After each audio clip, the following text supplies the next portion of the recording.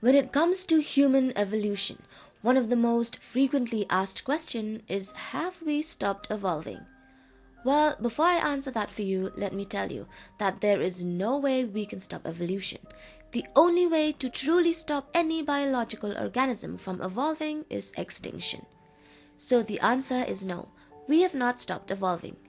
Evolution is an ongoing and slow process that occurs over long periods of time, driven by genetic mutations and natural selection.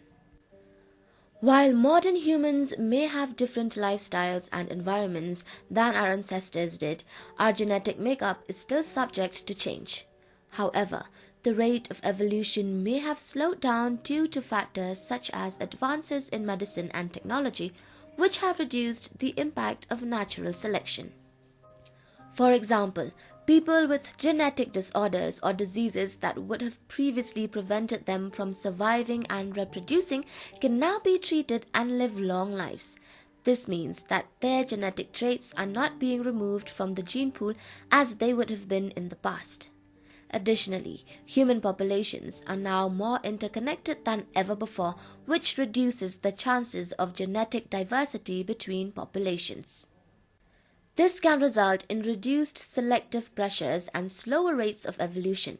But even if the rate of human evolution has slowed down, our genetic makeup is still subject to change due to mutations, gene flow between populations, and other factors. In particular, genetic differences between human populations are rapidly diminishing and individual heterozygosity is increasing with beneficial health effects. Now, since genetic variation is the raw material of all evolutionary change, prolonged small population size can severely diminish but not completely eliminate the ability of a population to evolve. However, this is certainly not the situation with humans. Our population size has been increasing over the last 10,000 years and is now so large that the current human gene pool contains an immense reservoir of genetic variation. Hence, our evolutionary potential has never been higher. Next is that some people think that humans' development of technology has enabled us to short-circuit evolution or step outside of evolution. But evolution is not some magical transformation that happens in the wild to dim-witted creatures, propelling them ever towards greater complexity. Evolution is just the observation that creatures change over time because varieties that do best at surviving and reproducing in a given environment are more able to pass their genetic traits on to the next generation. Technology is part of evolution, as is poetry and economics, insofar as they affect survival and reproduction and can be passed on genetically. Technology is not evidence that the evolutionary process has been destroyed or sidestepped.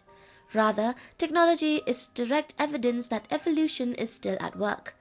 Technology is so effective at helping the human species to survive and reproduce that humans have come to dominate the globe in the process, and technology has proliferated. Another easy to understand example of how humans have evolved over recent centuries is how on some continents our bodies have adapted to tolerate the most abundant food sources common to that region. Evolution drove humanity's tolerance of milk for sure. Around 11,000 years ago, for instance, adult humans were unable to digest lactose, the sugar in milk. As humans in some regions began to rely on dairy farming as a source of nourishment, our bodies adjusted over time to be more able to digest this food, which previously was only tolerated by infants and toddlers. We can see evidence of this evolution today because humans in areas with a long tradition of dairy farming, such as Europe, are much more tolerant of lactose in their diet than people in regions that do not have a heritage of dairy farming, such as Asia. There is also the Framingham Heart Study, which showed that natural selection influenced the Framingham population, reducing height, increasing weight, lowering cholesterol levels, and lowering systolic blood pressures. Many scientists, in fact, have boldly declared that evolution is over, but it is not.